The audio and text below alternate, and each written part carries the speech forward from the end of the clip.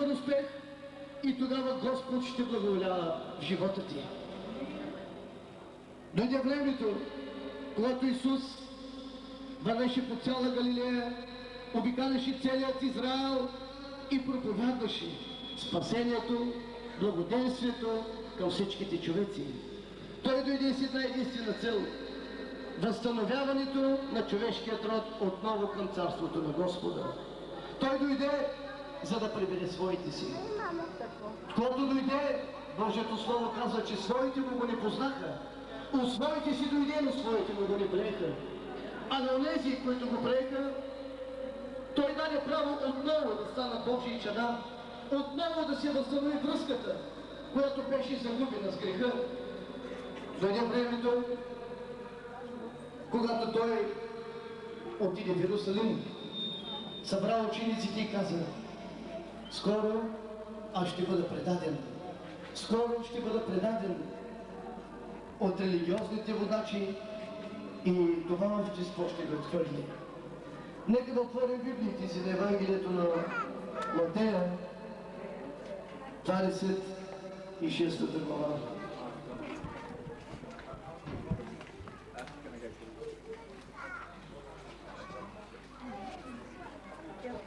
Когато Исус свърши тия думи, рече на учениците си: знаете, че след 2 дни ще бъде Пасхата и човешкият син ще бъде предаден на разпятие. Тогава главните свещеници и народните старейшини се събраха на двора на първосвещеника, който се наричаше Каяфа, и наговаряха се да го ловят с хитрост и да го умъртвят. Но думаха да не видя на празника, за да не стане вълнение между народа. А когато Исус беше в Витания, къщата на прокажения Симон, приближи се до него жена, която имаше албастрален съд с много скъпо миро, което изливаше на главата му, като беше седнал на трапезата. Учениците, като го видяха, възнегодуваха, казвайки: защо се прахосва това? Защото това миро можеше да бъде продадено за голяма сума, която да се раздаде на сиромасите. Но Исус, като позна, рече им: защо дохождате и защо досаждате на жената, понеже тя извърши добро дело за мен? Защото сиромасите всякога се намират между вас, но аз не всякога се намирам. Защото тя, като изля това миро върху тялото ми, стори го, за да ме приготви за погребение. Истина ви казвам, дето и да се проповядва това благовестие по целия свят, ще се разказва за нея спомени това, което тя стори. Тогава един от 12-те, наречен Юда Искариотски, отиде при първосвещениците и рече: какво обичате да ми дадете и аз ще ви го предам? А те претеглиха 30 сребърника. И от тогава той търсеше удобен случай, за да им го предаде. Първия ден на пресквасните хлябове учениците отидоха при Исуса и рекоха: къде искаш да приготвим Пасхата? Той им каза: идете в града, еди кой си му речете.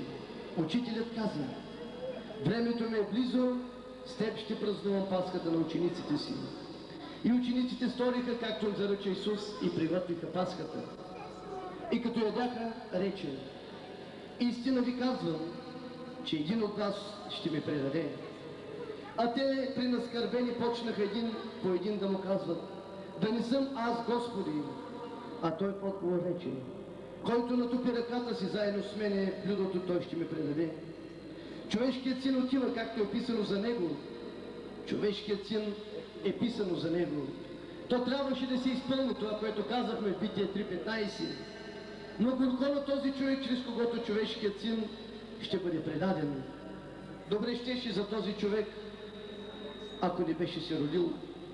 И Юда, който го предаде, отговор рече: да не съм аз, учителю. Вижте, много силно нещо, което Бог ми откри. Всичките ученици по-нагоре казаха: да не съм аз, Господи. Но Юда не го нарече Господ. Той го нарече учителю. За него беше обращението, като за всеки един учител. Но учениците знаеха, че това е Господ. Той не е обикновен учител. Той е нашият Господ, който трябваше да слезе по лицето на тази земя и да изпълни Словото, което Бог даде преди 4000 години в Битие, 3 глава, 15 стих. И като ядяха Пасхата, Исус взе хляб, благослови и го разчупи, и като даваше на учениците си рече: вземете и яжте, това е моето тяло. Взе и чашата и като благодари, даде и ми рече: пийте от нея всички, защото това е моята кръв на Новия завет, която се пролива за прощаване на греховете. Халелуя!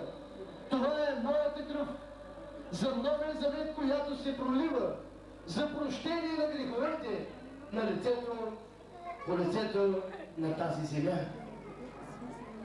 Но казвам ви, че от сега няма вече да пия от този плод на лозата в оня ден, когато ще пия вас в царството на отца си. И като изпяха ги, излязоха на Илионския хълм. Тогава тук им казва: вие всички ще се съблазните в мене в тая нощ, защото е писано: ще порази пастира и овцете на стадото ще се разпръснат. А след като бъда възкресен, ще ви изпреваря в Галилея. А Петър в отговор му рече: ако всички да се съблазнят в тебе, аз никога няма да се съблазня. Исус му рече: истина ти казвам, че тая нощ, преди да пее питяна, 3 пъти ще си отречеш от мене. Петър му казва: ако станеше нужда и да умра с тебе, пак няма да се отрека от тебе. Същото рекоха и другите ученици. Тогава Исус идва с тях на едно място, наречено Гецимания, и казва на учениците си: седите тук, докато отида да се помоля. И като взе със себе си Петра и двамата заведе и висина, захвана да скърби и да тъгува. Тогава им казва: душата ми е прескръбна до смърт, постойте тук и бъдете заедно с мене. И като пристъпи малко напред, падна на лицето си и се молеше, казвайки: Отче мой, ако е възможно, нека ми отмине тая чаша, но не обаче както аз искам, но както ти искаш. Дохожда при учениците да ми ги заспали и каза на Петра: как не можахте ли 1 час да бъдете с мен? Бдете и молете си, за да не паднете в изкушение. Духът е бодър, а тялото е немощно. Пак отиде 2 път и се моли, думайки: Отче мой, ако не е възможно да ми отмине това без да го пия, нека бъде твоята воля. И като дойде пак намери ги заспали, защото очите им бяха натегнали. И пак ги остави, отиде да си помоли 3 път.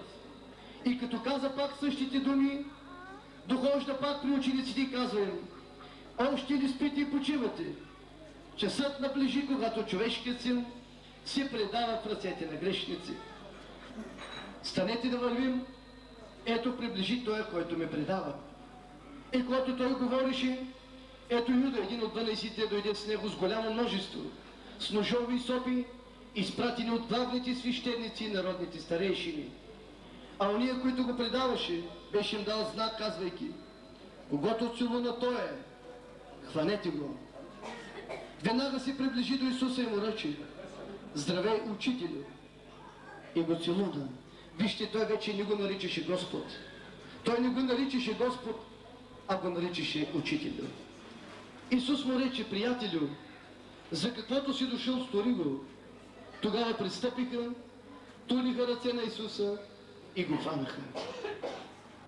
И ето един от тия, които бяха с Исуса, простря ръка, измъкна ножа си и като удари слугата на първосвещеника, отсече му ухото. Всички знаем кой е той. Това е нашият брат Петър. Тогава Исус му каза: повърни ножа си на мястото му, защото всички, които се залавят за нощ, от нощ ще загинат. Или мислиш, че не мога да се примоля на отца ми и той би ми изпратил още сега повече от 12 легиона ангели? Но как биха се сбъднали писанията, че това трябва да бъде? Халелуя! Трябваше да се изпълнят писанията. Човешкият син трябваше да бъде предаден, трябваше да бъде бит, трябваше да бъде поругаван, да бъде разпнат между 2 разбойници, неговата кръв, която трябваше да се пролее за спасението на мнозина. Но всичко това стана, за да се сбъднат пророческите писания. Тогава всички ученици го оставиха и се разбягаха.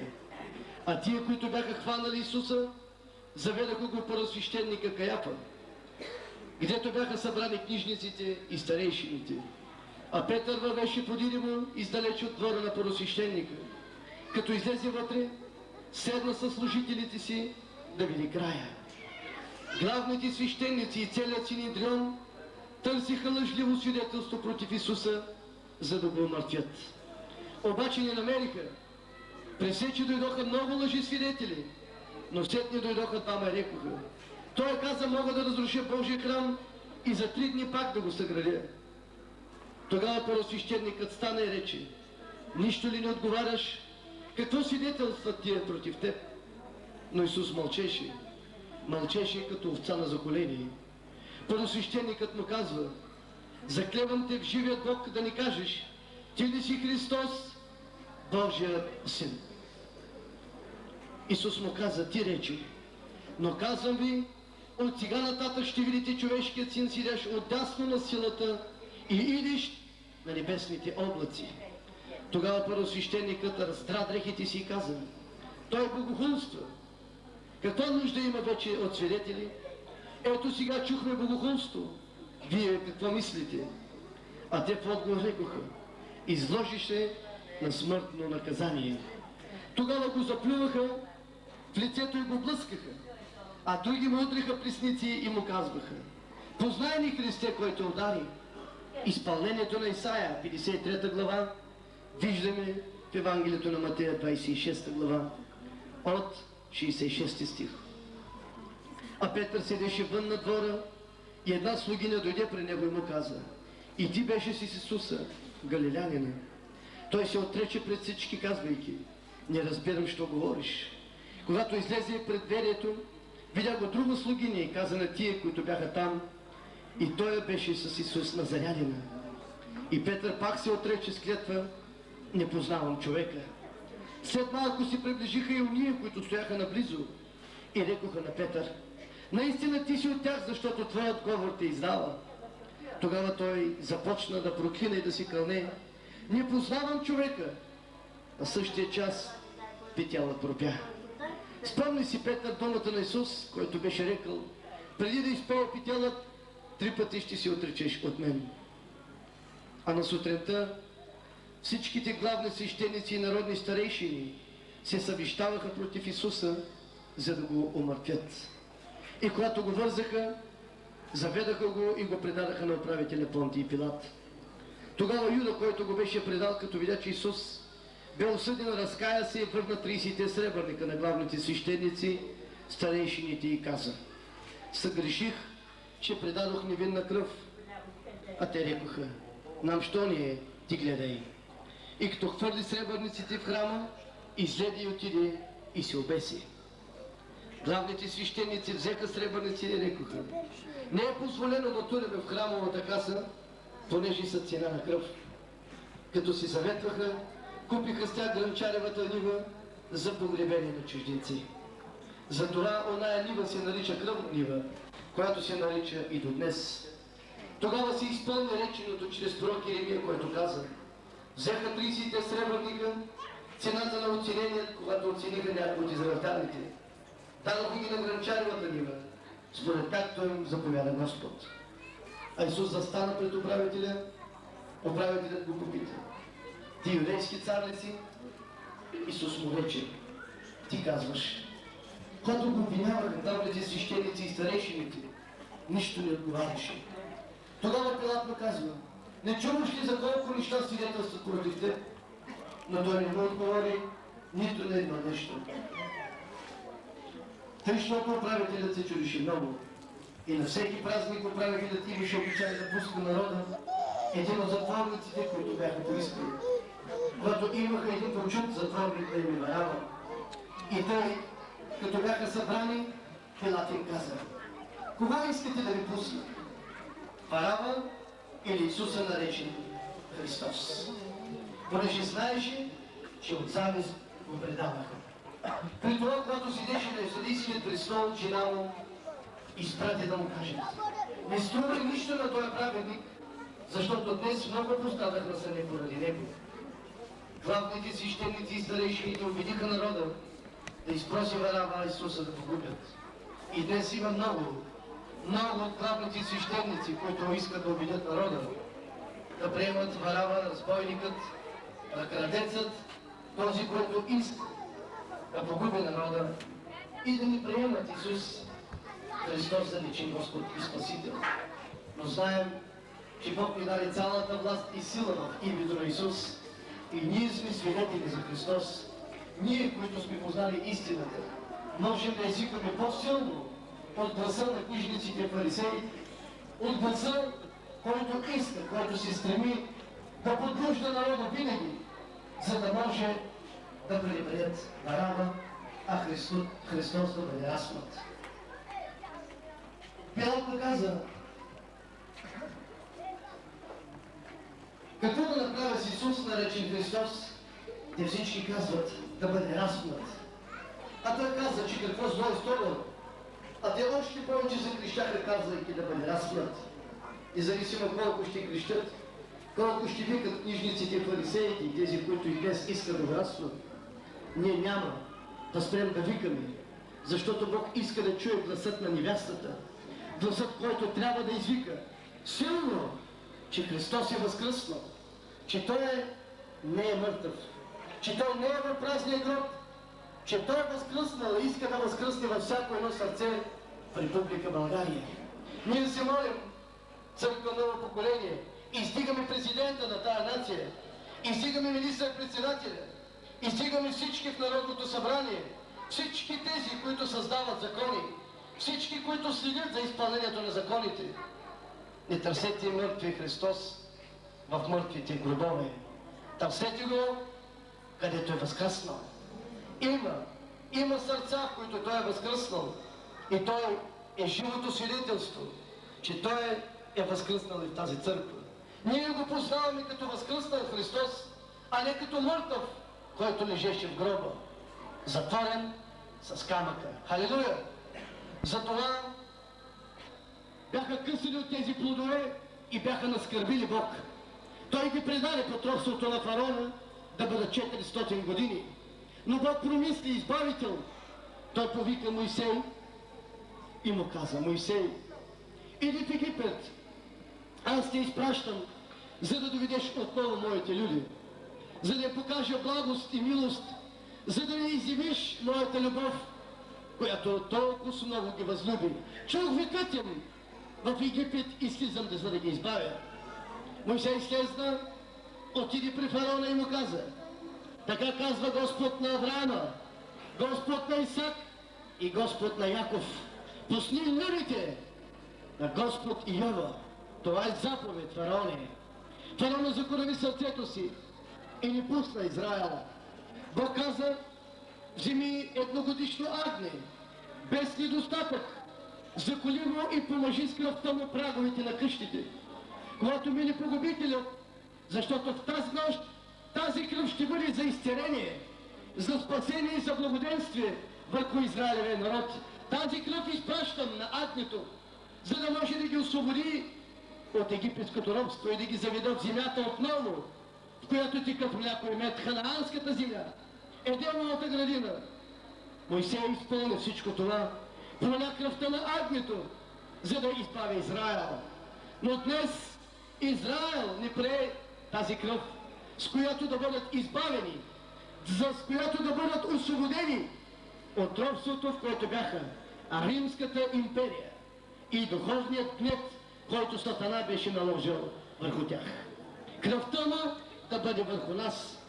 Но ние знаем, че тази кръв и до днес продължава. Тази кръв, която Израил проляха преди 2000 години, продължава да тегне като проклятие над Израилевият народ. Те се бяха разпръснати по лицето на земята. И днес Израил не е тази нация. Израил не е тая държава, която беше определена от Бог, който положи на основа чрез Авраама, Исак и Яков. Но Божията богата на милост, Божията богата на милост, веднага промисли спасение. Промисли спасение и даде план в края на последните дни отново да прибере Израил. Защото този, който те прободаха и отвърлиха, ще се върне на хълма Сион, за да избави Израил от робството, в което се намират. Целият народ в отговор каза: кръвта му да бъде върху нас и върху чадата ни. Тогава им пусна върава, Исус би и предаде на разпятие. Тогава войниците на управителя заведаха Исуса в приторията, събраха около него цялата дружина, като го съблякоха, облякаха го в червена мантия. Спретоха венец от тръни и го наложиха на главата му. Туриха тръст в десницата му, проличаха пред него, ругаеха му се, казвайки: „Здравей, цар юдейски!“ Заплюваха го и взеха тръстика и го удреха по главата. След като му се поругаха, съблякоха му мантията и го облякаха в неговите дрехи и го заведаха да го разпнат. На излизане намериха един кирениец на име Симон. Него заставиха да носи кръста му. И като стигнаха на едно място, наречено Голгота, което значи лобно място, дадаха му да пие вино, размесено с жлъчка, но той като вкуси не прие да пие.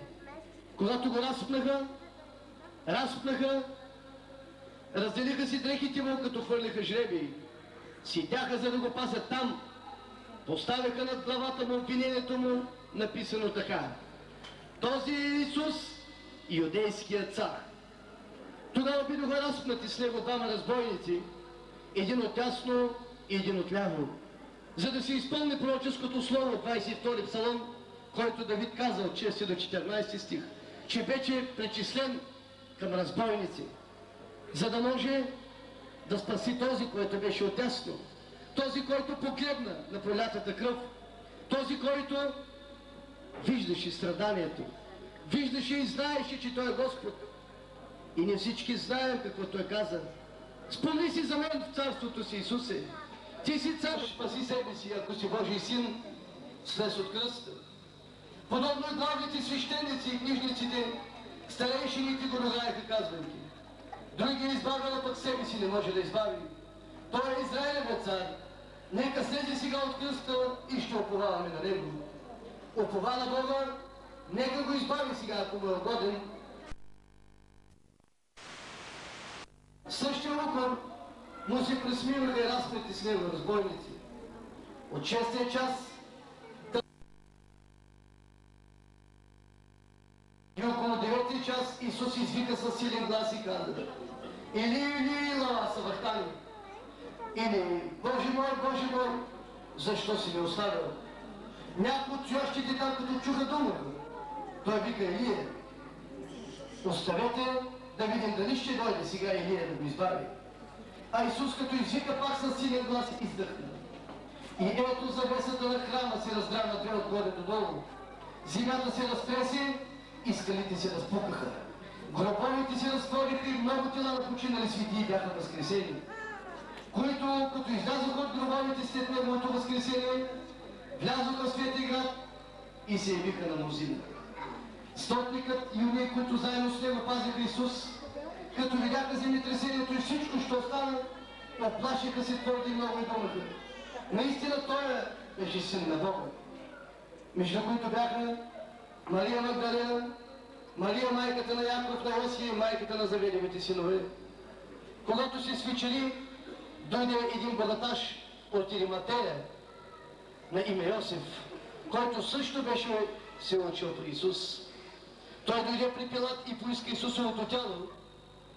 Тогава Пилат заповяда да му се даде.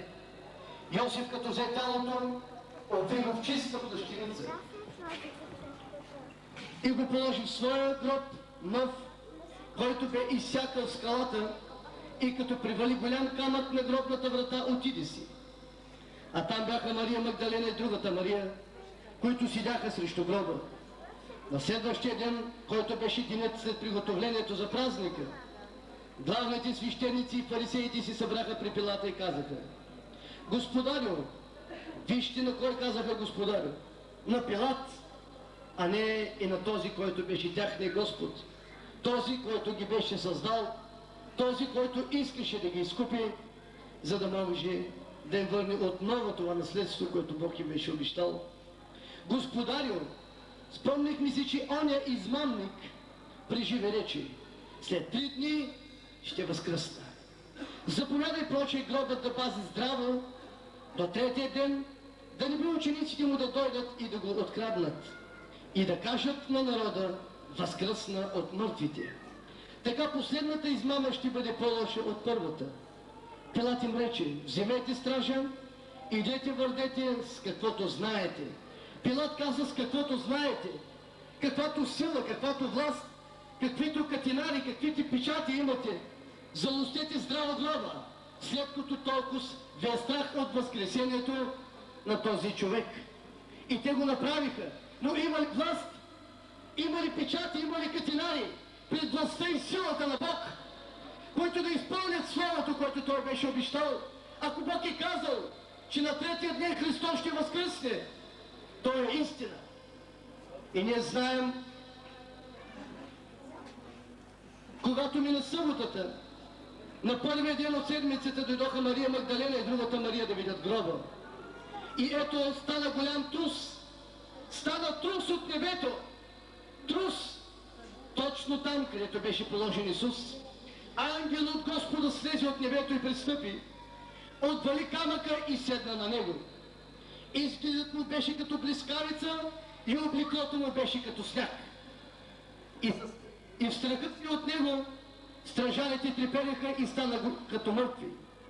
А ангелът проговори, като каза на жените: вие не се бойте, защото зная, че търсите разпнатия Исус.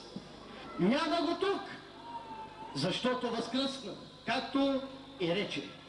Дойдете и вижте мястото, където е лежал Господ. Идете скоро да кажете на учениците му, че е възкръснал от мъртвите. И ето той отива преди вас в Галилея. Там ще го видите. Ето, казах ви. Те излязоха бързо от гроба, със страх и голяма радост, и завтекоха се да известят на учениците му. И ето Исус ги срещна и рече: здравейте! Те се приближиха и се хванаха за нозете му и му се поклониха. Тогава Исус им рече: не бойте се, идете кажете на братята ми да идат в Галилея и там ще ме видят. Когато те отидаха, ето някои от стражарите дойдоха в града и известиха на главните свещеници всичко, що беше станало.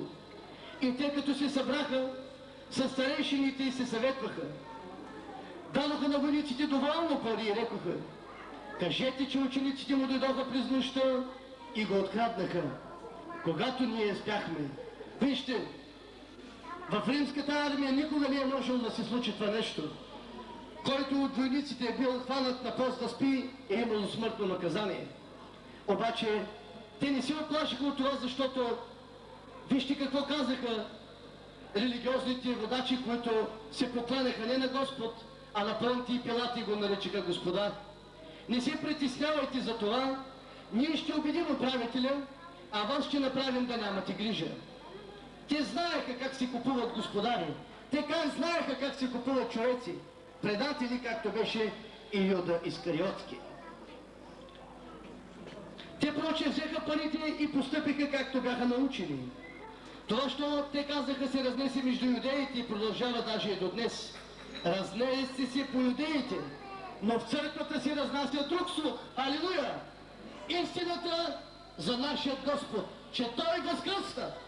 Ние няма да приемем нито пари и нищо няма да затвори нашите уста, които ще продължават да свидетелстват за истината, че Исус Христос е възкръснал от мъртвите.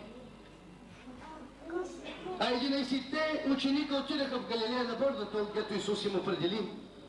И като го видяха, поклониха му се, а някои се усъмниха. Тогава Исус се приближи към тях и им говори, казвайки: даде ми се всяка власт на небето и на земята. Идете проче, научете всичките народи и кръщавайте ги в името на Отца и Сина и Святия Дух, като ги учите да пазят всичко, що съм ви заповядал. И ето аз съм с вас през всичките дни до свършика на века. Халилуя! А не е свършил века още. Затова ние ще продължаваме да свидетелстваме. Исус слезна, преобразна смъртен човек, беше заклан и до годишното агне, умря, беше положен труп, пророките на Адам и му надяха, възкръсва и се яви на учениците. 500 тона светии възкръснаха и се явиха в Иерусалим. И въпреки всичко, закоравените са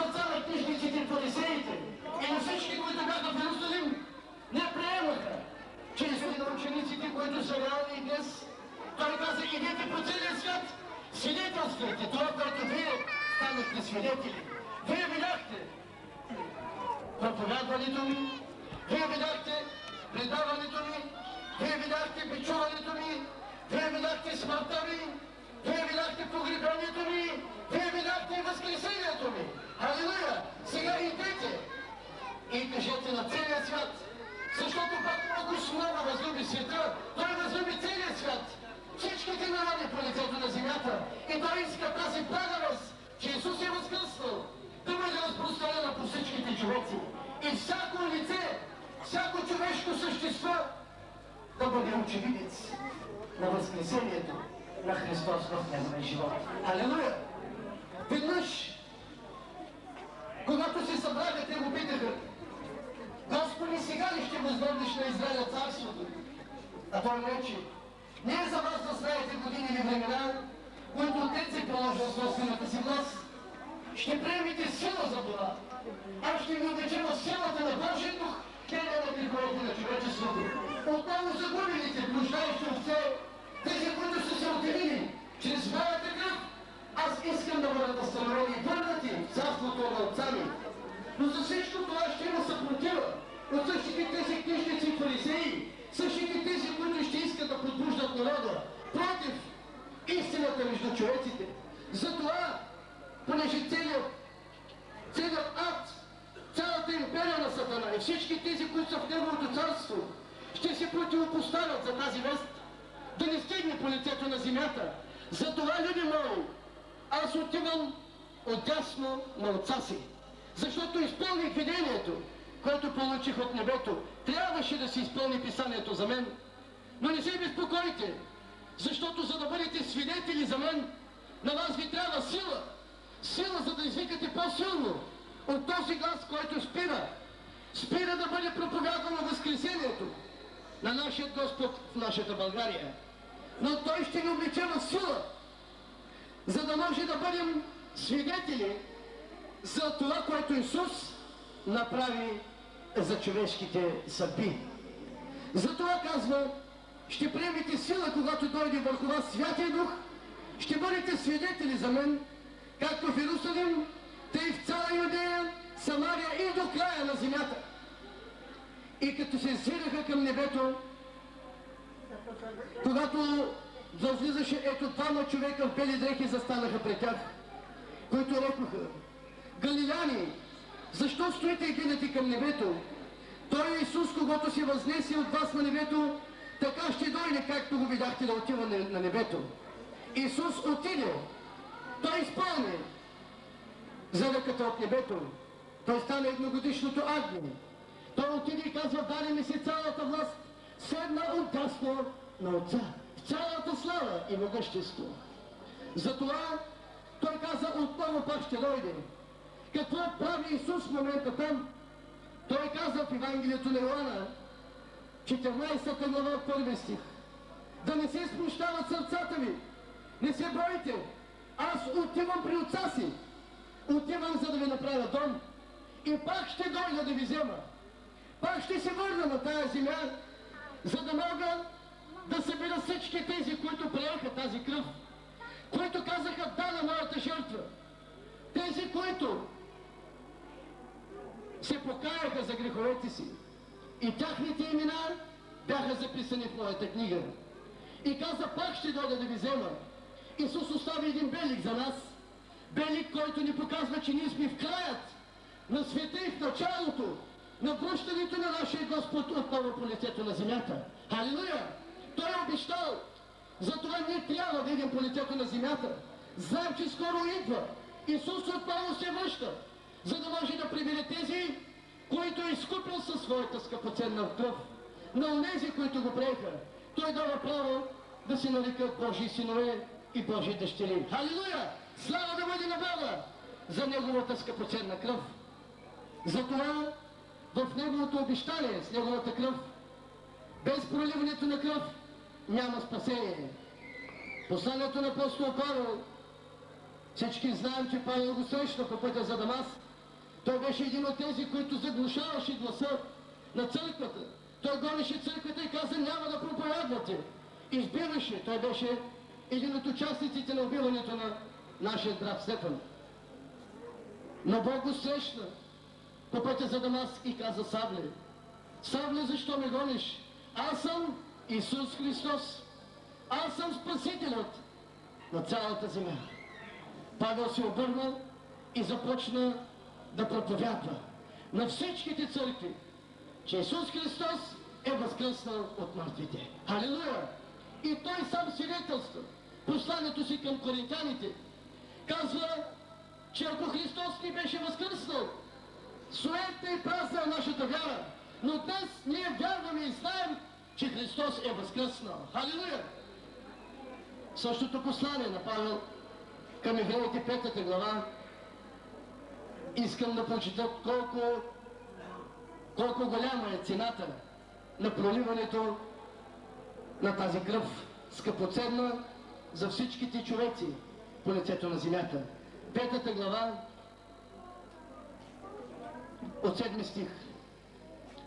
Той Христос в дните и плътта си, като принесе със силен вик и със сълзи, молитви и молби на този, който щеше да го избави от смърт, като бъде послушен поради благоволението си.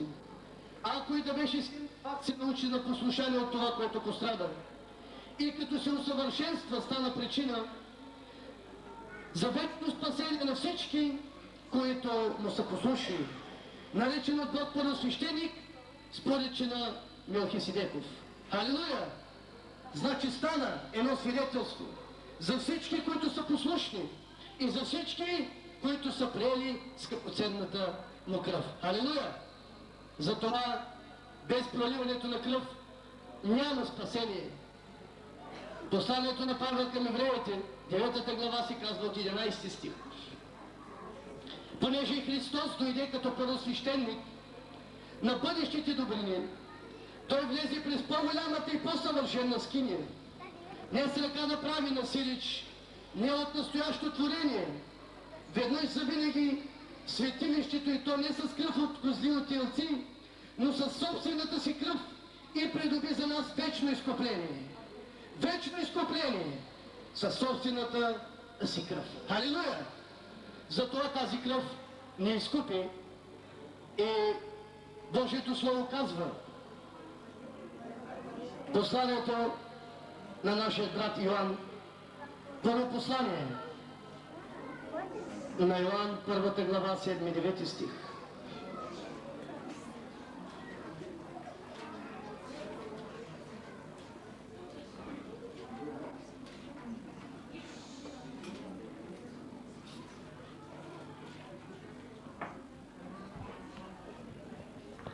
Но ако ходим в светлината, както Той е в светлината, имаме общение един с друг. И кръвта на Сина му, Исуса Христа, ни очиства от всеки грях. От всеки грях имаме очищение и изкупление чрез кръвта на Сина му, Исус Христос. Лъжим себе си и истината не е в нас. Защото ако казвахме, че нямаме грях, напразно щеше да бъде. Понеже всички се грешихме и не заслужаваме да бъдем прославени. Затова беше пролята тази кръв. Ако изповядаме греховете си, Той бъде неправеден да ни прости греховете и да ни очисти от всяка неправда. Халилуя! 2 глава от 1 стих. Сега, когато Той поля кръвта си и седна от дясно, Исус продължава да ходатайства. Както Исаия го видя в 53 глава, последния стих. Ходатайства за престъпниците, ходатайства за всички тези хора, които не са го видяли възкръснал. И казва: дечица мои, това ви пиша, за да не се грешавате. Но ако се греши някой, имаме ходатай при Отца Исуса Христа, праведния. Той е умилостивен за нашите грехове. И не само за нашите, но и за греховете на целия свят. Халилуя! Затова Бог ни изпраща и каза, че ние трябва да свидетелстваме на всичките чужденци, че Неговата кръв е скъпоценна, най-скъпоценната за изчистването на греховете на целия свят. Халилуя! И нека всички да знаем, че Бог иска от тая църква да бъде един истински свидетел за Неговото възкресение.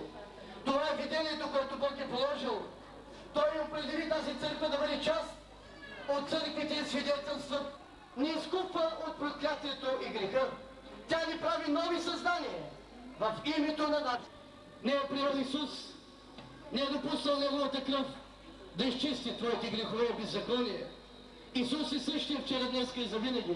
Той е тук тази вечер и Той ти казва: ето ме, ела и виж моите прободени ръце и моите прободени нозе.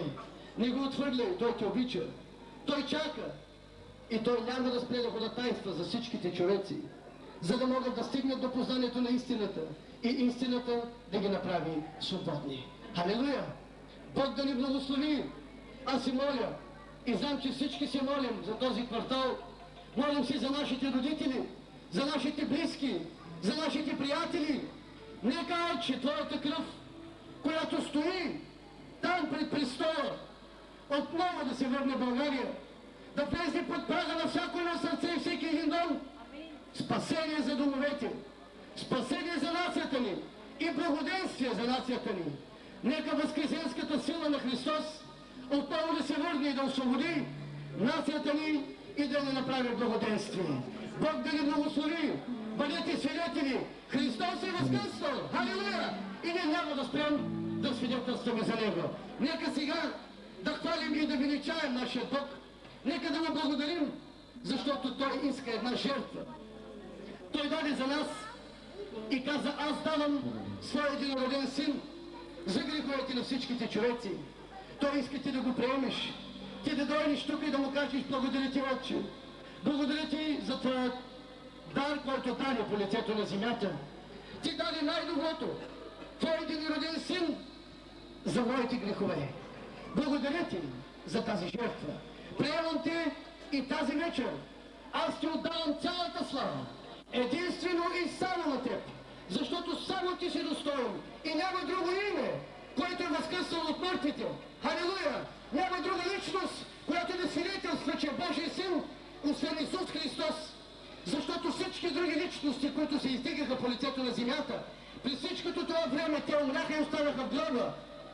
Но само името на Исус, само Христос е този, който, когато отидеха до гроба, те го намериха празен и Христос възкръснал. Халелуя!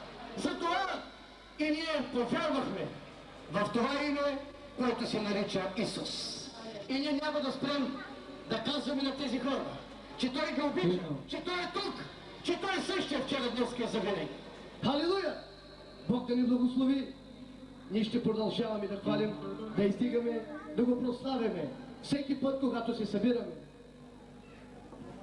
Искам да кажа, преди да започнем да го хвалим, че ние се събираме всеки понеделник, вторник, четвъртък и събота от 7 часа или 19:00 часа, и тази църква проповядва разпнатия и възкръснал Христос.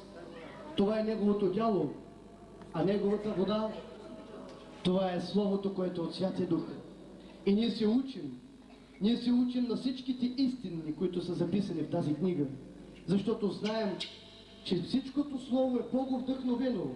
Книгата Библия е Боговдъхновеното Слово, което е полезно за всичките човеци по лицето на земята. И ние няма да спрем да разпространяваме тази книга, за да може Бог чрез нея да отваря очите на всичките човеци, както в този квартал, в този град, по лицето на нацията ни и по лицето на цялата земя. Бъдете свидетели и нека всеки един да научи, че Исус е жив. Той е възкръснал от мъртвите за оправданието и спасението на човеците по лицето на земята. Нека да го хвалим и нека да го прославяме. Едно. Нека сега всички да се справим. Нека сега всички да се справим към паметната Бог.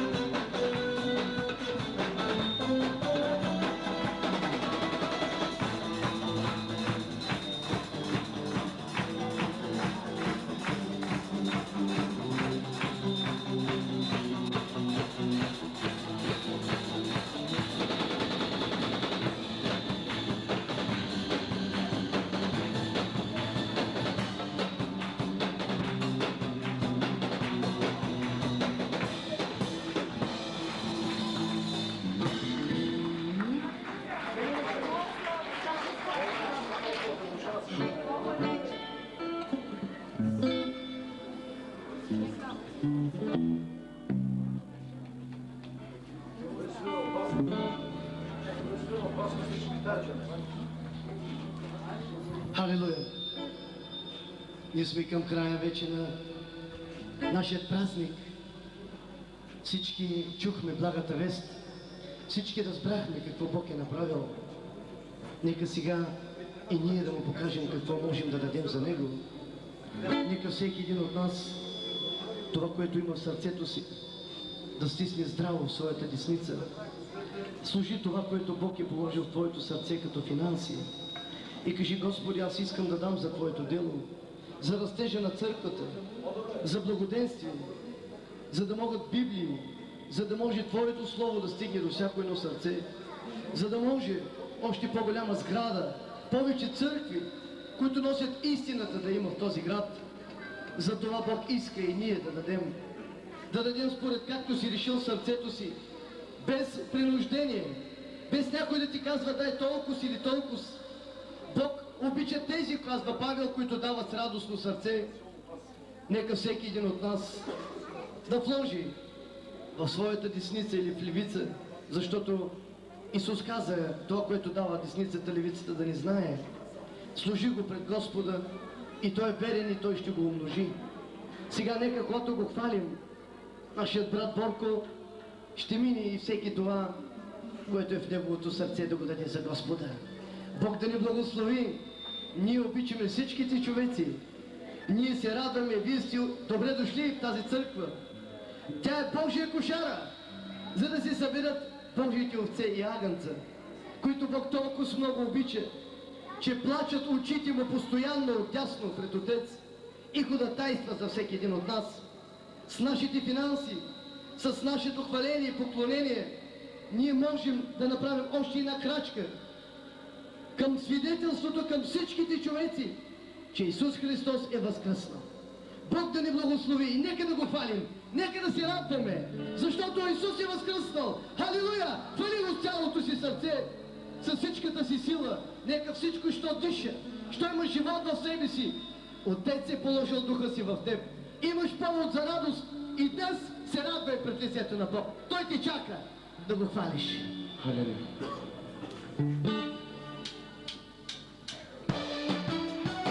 Нека да се справим с Бог.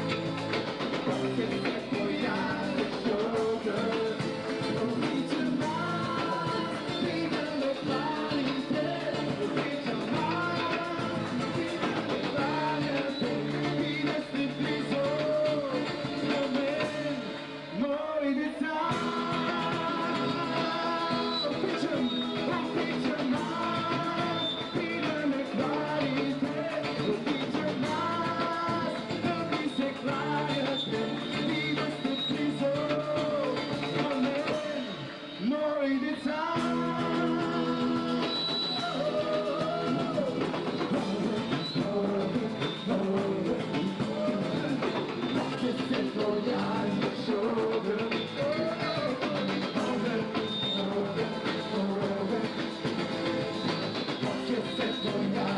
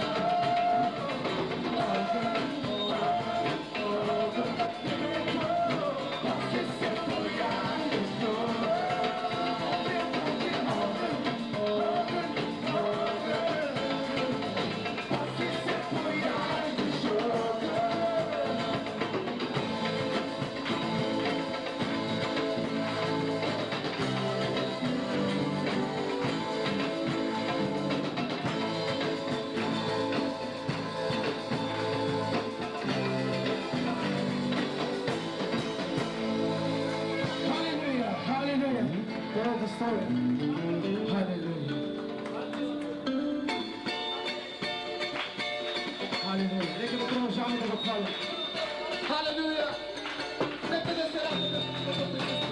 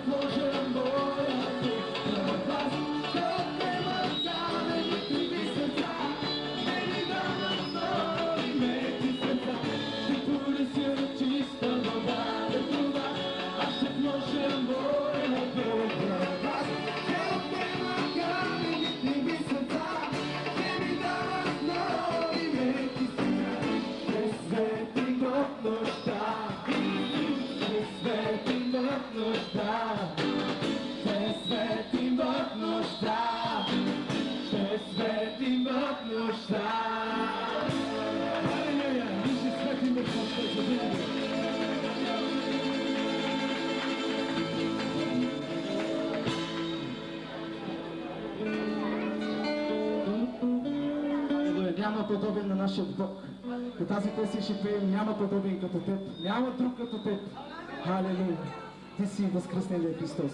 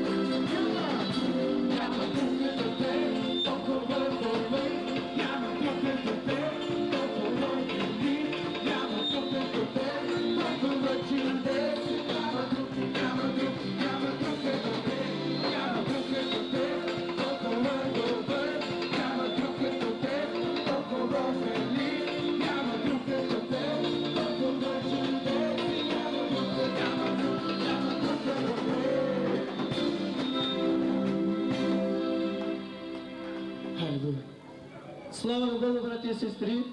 Искам да ви обявя, нали, тази вечер братята подготвиха една маса, която всички като минем да се почерпим. Така както започнахме с ред и дисциплина, нали, да свършим пак с ред и дисциплина. Искам да обърнем внимание на майките с деца, нали, нека родителите, когато минават през масите, да вземат децата си, за да няма обърквания. Просто да има ред и дисциплина в това отношение. Бог да ви благослови.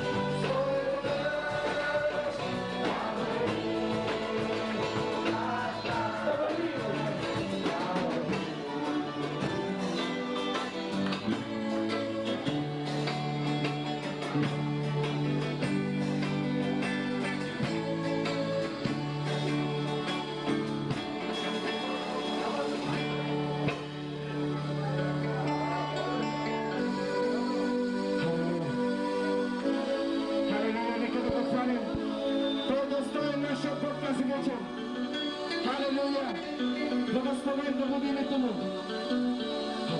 Исусе, ти си мой Бог. Исусе, ти си мой цар.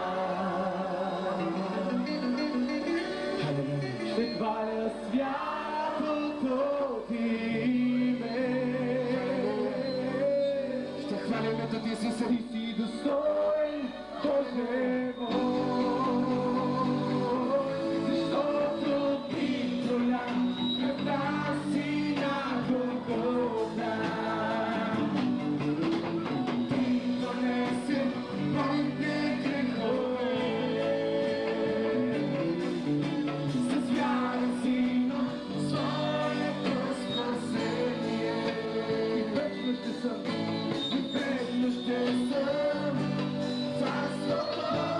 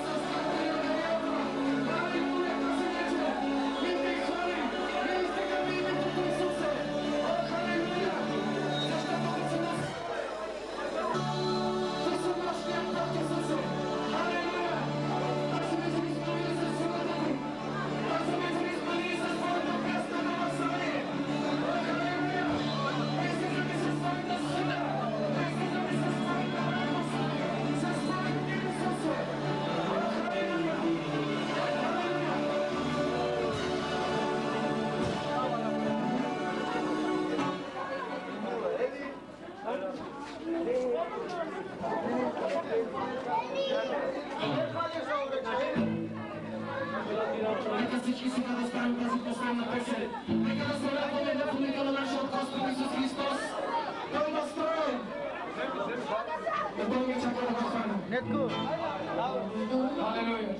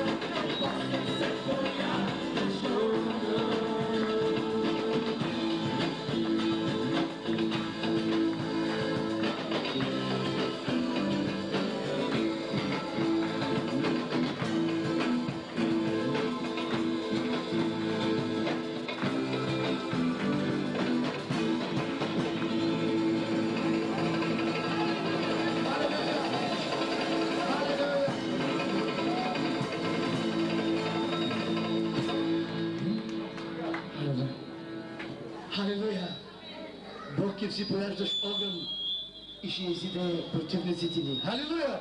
За да спаси душите си, защото ни обича. И днес ние отново заявяваме, че Исус е възкръснал. И цялата слава е само за Него. Защото толкова много ни възлюби, че даде себе си за нашите грехове и за нашите беззакония. Затова радвай се, че името ти е записано в книгата на живота. Искате ли да го хвалим още? Искате ли? Халилуя! Защото Исус те изкупи! Халилуя! Защо?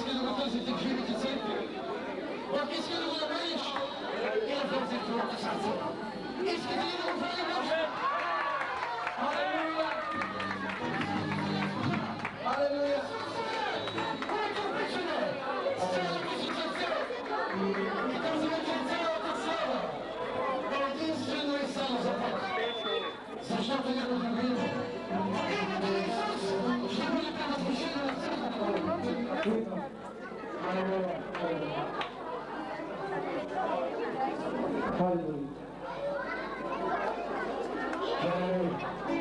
Hallelujah.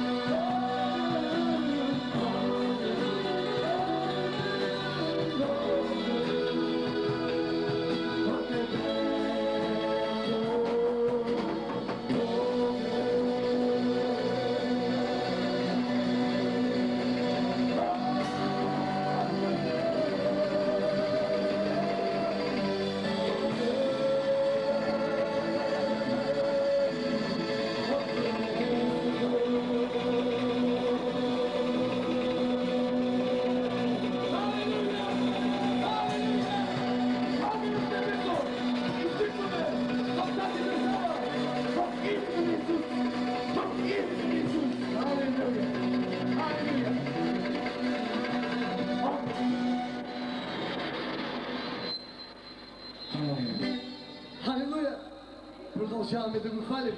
Искате ли да го хвалим още? Той е достоен! И нека го бъде прогласено тази вечер. Името на Господ Исус по лицето на цялата земя. И аз апелирам към всяка една жива църква. Време е да извикаме по-силно от гласът на греха и света, за да знаят всички, че има Бог в Израил. И Той съвършено може да спасява, да освобождава и да изцелява човешките чада, защото за това плати цената. И ние сме свидетели на Неговото възкресение. Радвай се и го прославяй тази вечер.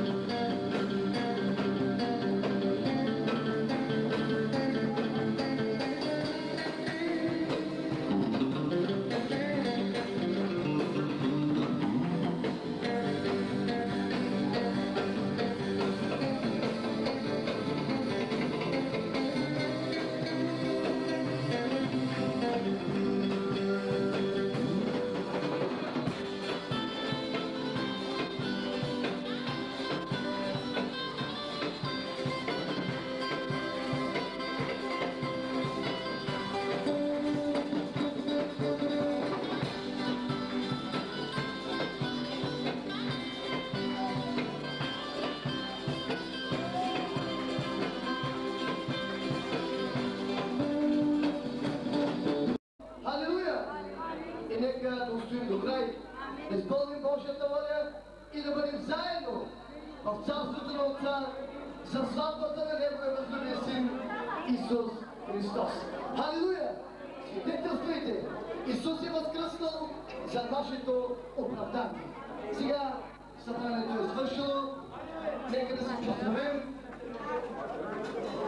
Можете ли искате да поздравим?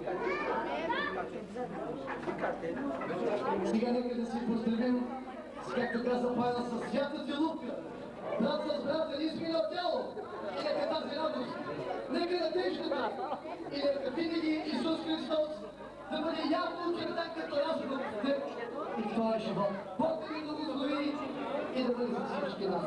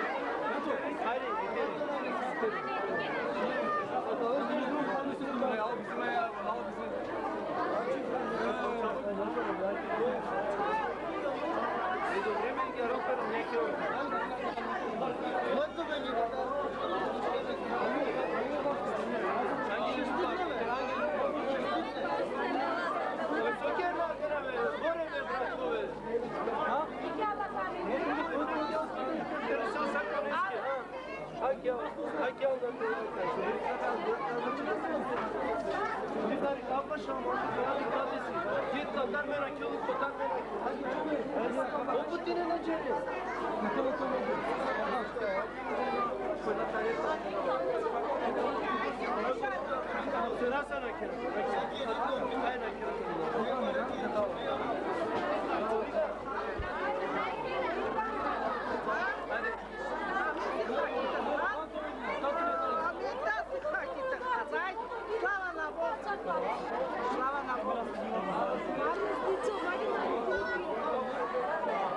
Gut nежно дикарма канал.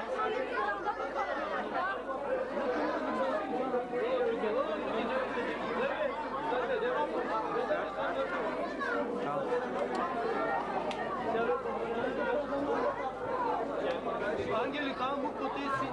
Него да сана, нищо да не всичко